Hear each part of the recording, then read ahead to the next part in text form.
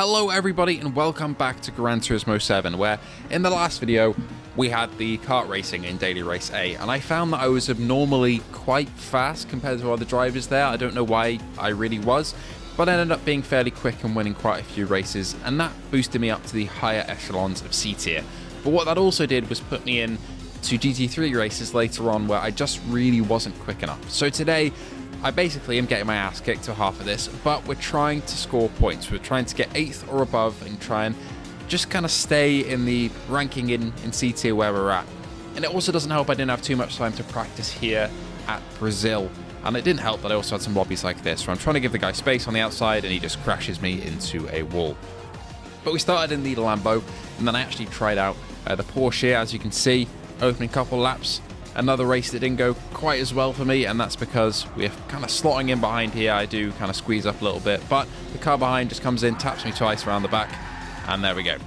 Race ruined. So, 2 back-to-back races, I finished in last place, which was really rough to watch back and to actually do in the moment. But we managed to jump into the Porsche, which, yeah, felt a little bit better than the Lambo. Usually I'm a bit of a Lambo merchant. I do love that car, but I tried out the Porsche 911 GT3 for this race, and this is my 3rd race in Brazil. I put about 15 minutes into qualifying beforehand and got a fairly slow 1:36.09. However, what I found is that even though my quali pace wasn't the fastest, my race pace was actually fairly consistent, even though I kept butchering the first corner, as we'll see. But essentially, we're just going to try and keep our heads out of trouble, basically race as cleanly as possible, practice that racing, and hopefully finish in the top 8. So I've got 4 positions to make up if I want to do that though. This race is also a one-stopper, mandatory one-stopper, where you'll be either choosing to stay on the hards and saving maybe like a second or two, and the hards that you'll have basically will be very used by the end, or you can swap onto a new pair of hards, or new set of hards should I say, which is what we'll be doing. Right, lights out and away we go, and immediately someone did not start properly there in the rolling start. I do prefer the standing starts we had for the karting last time out, but rolling starts were okay. And to be honest, as you can see here, that's massive carnage happens. We're up to P10 already, slotting in now to P9. 2 cars, 3 cars go off there. I do prefer the grid starts. They're just kind of a lot more fun. They add a bit more skill to the start rather than rolling, but here we go. Gonna be looking down the inside here and then swap back to the outside. Trying to keep it clean, basically. So these cars go off, and it's up to them to rejoin safely. Unfortunately, I get tapped to the right there, and then tapped to the left by another car that's rejoining, and then squeezed again. A lot of contact there, and I'm really shaking my head, as you can see. A couple of people get some infringements for track limits, but I'm down to 12th again, where I could have been in like 6th on merit, which would have been good. But we take 2 positions there, a bit of a tap. Bit of bumping, but we're back up to 10th, 2 positions in 1 corner. I do quite like that right-hander. You manage to get the power on there, and a lot of these drivers don't, so you manage to get a better run through. Into 1st, and our plan now is to just follow along here and hopefully overtake a couple of people. So car ahead has got a 0.5 second penalty, 5 tenths about to be added on to their lap time in just over a corner, and hopefully we can get past them. Just got to be a bit careful though, because we are all racing very closely at the start here, and there'll be incidents like that, as you've just seen. I did actually let off there. I could have gone for the gap, but I just knew that he would close up, which again, car behind has, and we're both passed. So I'm up into P9, car ahead is in P8, and we're past the person with the penalty. Now I believe they'll dive into the pits here. One of them will up ahead, the car in 8th that was. So now we're up into P7 actually after overtaking. Car on left, but he's going to brake fairly late. Try and get the inside line again, but it's going to be a bit too tough to get that. But we're up into P8, but that is also with a car in the pits. So really P9. Thing is, in VR, you can't really see who's pitting and who's not, because you haven't got a timing tower like you do in the flat screen. That's one bad thing about VR. I'd say the only bad thing about VR, really, on GT7. So I don't know where I am on merit, really. I could be in 11th, for all I know, if people are pitted. But here we are in 8th, and we'll try and stick with it and act like that's where we're at. So we're going to defend for our lives against the Porsche behind, I believe that is. These 2 up ahead are fighting though, and that's the perfect opportunity for me to try and catch up and make up a couple of tenths. That's the thing in this race, it's so close in terms of fighting that you're going to be losing time because you can't go at full push. That's why some people pit early so they can get the free air, but if everybody pits early, then nobody's going to get the free air because they're all going to be around the same place again. But if you can get into a good rhythm and kind of get the toe of the drivers ahead, and you can both get into a good speed, then you're all good, as they do a bit of early braking there, which throws me off, and the guy In 9th goes to take 8th once again, and I'm down into P9. Good news for me though is nobody is really that close behind. There's a couple of cars, but they've got a bit of distance to them. And I'm going to let these two fight it out in front, essentially. I'm going to see if I can maybe get a position or two if they take each other out, because there is a bit of an inkling that the orange car up ahead, I forget his name, is it Kart Boy, I want to say, he was a little bit squirrely, and I was a bit hesitant to try and make a move on him because I just felt like he was going to end up going to one side or the other. But guy in 8th for some reason decides to brake there, or just let off and let me past. Maybe he didn't really want to make a move either. So I'm back into 8th, although they're a little bit faster than me, so I assume they're going to kind of pull up on me again in a short amount of time. But let's go through a lap here, as I don't think there are many incidents upcoming, so let's actually talk through the lap itself. So flat out down this straight just before the 50-meter board, I then apply the brakes.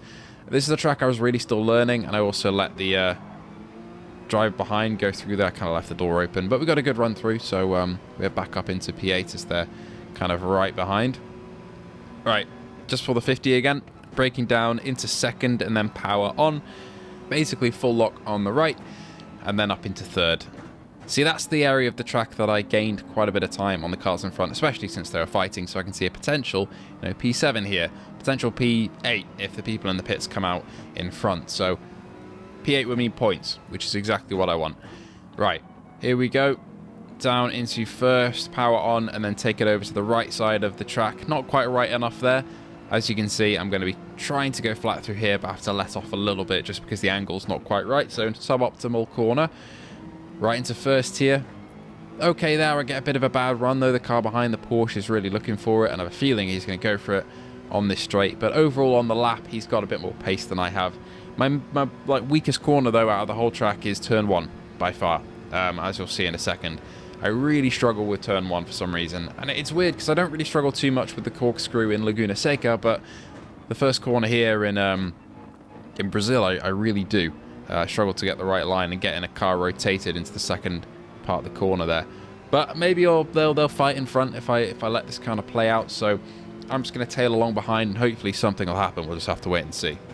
Now, I had a hunch that the orange driver and this driver had a little bit of history throughout this race, and they tapped there as he goes for the move. I can feel something brewing up, so I'm kind of letting off a little bit and keeping behind them because I don't want to get caught up in whatever's about to happen. They both go side by side into the final corner, and round he goes, the guy in 7th, now in 9th, now in 10th, now in 11th, looking backwards. So here we go, following up the orange car. We're now in P8, and I think that might be an actual P8 depending on when people pit. I'm aiming for lap 7 for my pit as Kart Boy goes into the pits there. So I'm now into P7, but really P8 and maybe P9 depending on where people are, but who knows. Up into P6 as somebody else is also in the pits, and now it's my time to kind of go flat out and try and get some good times in and maybe make up a little bit of time to the two cars who are kind of giving each other a tow up ahead. And that is basically what happens. I'm up into P5 now because some other people have pitted. But I kept pretty much the same distance to them, which I was fairly happy with, because throughout the 2 races before this, because I just had a lack of confidence in the Lambo, it just kept, I don't know, understeering a little bit to my liking. But I managed to keep decent time in the Porsche, and I was really enjoying driving it. I might actually buy one maybe for future races. But into the pits, onto new hards. You can, again, take the old set if you want to save a little bit of time, but for me, I wanted the new hards because I could feel the grip going a bit, and no refueling because you just don't need it. It's going to be wasted time. Being in the pits, though, does feel like an eternity. If I had one thing to change in the next Gran Turismo game about this, it would be having on board with your car the whole time so I can see where I am, because for some reason it feels longer where I can't see my car coming down the pit lane. But anyway, here we are, new tyres on, no refueling needed, and we're back on here. It's quite a long pit exit, though, and it's quite easy to cut across the white lines on the entry, which I was happy that I didn't do.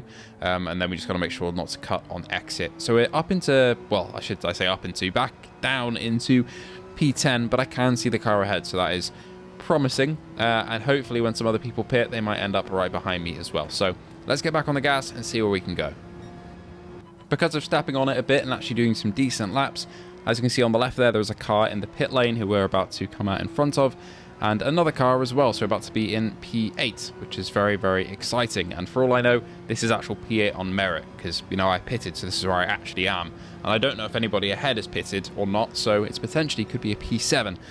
Thing is, though, the cars behind are ones that have probably been spun out or maybe have had a bit of an issue or an incident, and that means that their pace is probably higher than mine. If they started up ahead and they've had an issue or two, they've made a mistake, but they are faster on pace, so I've just got to be careful. But the thing is, I don't want to psych myself out and just think that. I want to keep on pushing as normal, and if they catch up, they catch up, but there's no point in, conceding defeat now. So let's try and get this back on the road. The two up ahead, though, in P7 and P6, start to have a real squabble up there, and because I'm putting lap times in that are okay, I'm starting to catch because they're slowing each other down, and they really are making contact there, as you can see, absolutely going at it with each other. And if there's a big incident between those two, that could be a P7 for me, so let's stay there as they have a big shunt into each other there. I messed up my cornering there because I was watching them, and I still do have that Porsche behind that I've got to be really, really careful of, basically, because they're a bit faster than I am, and I need to kind of lock in as hard as possible. But these two really have an incident here, and I end up picking up the pace, and I'm now behind them, which is good because I want to be as close as possible to make an overtake, but also a little bit wary because these two have really been having heavy contact, and one mistake could put me in the wall, and I would rather finish P8 and get points than make a risky move that could get me P7, but most likely end up with me in the shadow realm. So I'm going to go into turn one here, one of my weakest corners again, which will probably bring the Porsche up fairly close behind, but it's a right big snap from them in front, and almost off into track limits, but they kept it on the road, as did I. The Porsche is right behind, though, and I kind of, because of the squirrely nature of the car in front, I let off a bit because I didn't want to hit them and get a penalty. Shouldn't have done that, which has now allowed them to come up to here. So, yes, a bit of a mistake there, unfortunately. And through goes the Porsche. And there we have it. I thought I was down into P9 out of the points. However, we actually passed somebody in the pit lane who hadn't pitted in front. So I'm actually on P8, which is fairly alright. Still on the points, but I would like to be up with these guys and maybe passing them if possible. So let's keep with the pack and see what happens.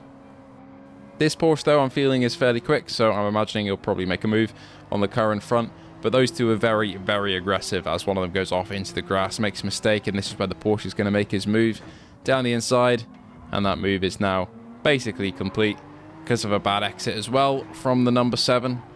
We are now on their tail, although I did let off again because I just don't want to power through there and hit into them and take myself out, but they're being really squirrely here, and it's making me basically hesitate, which is not what I want. So my chances of getting any higher than P8 are kind of slipping away here.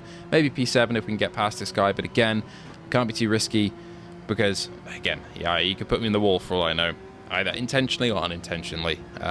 That's one thing, though, I need to work on, was being more aggressive, basically, but the issue is, with a race like this, which I'm not really the fastest at a circuit that I'm not the most comfortable at, because I haven't really driven it in GT3 until this week, and I'd only done 2 races in it and a little bit of practice and quali.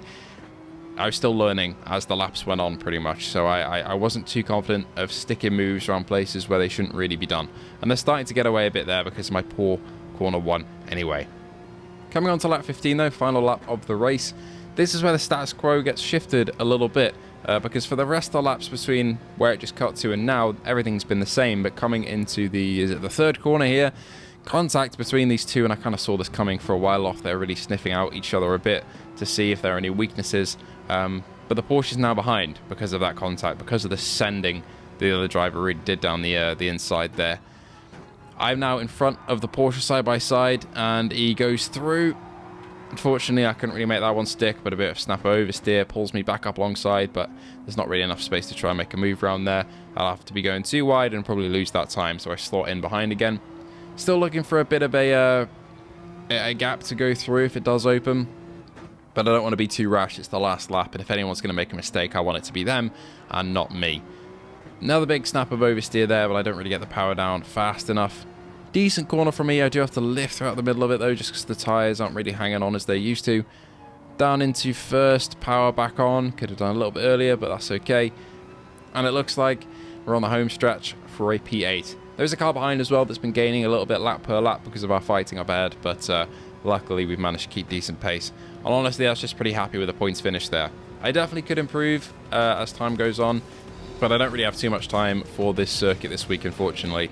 But I'm pretty happy with that points finish in a part of the driver tier rating where I really shouldn't be at this point, just because of those karting races. They really boosted me up higher than I should be for GT3, so I'm okay with that. But thank you all so much for joining me today. Thank you to our patrons and members. They were all shown at the start of the video and again now, and I hope to see you all in the next one. Thank you.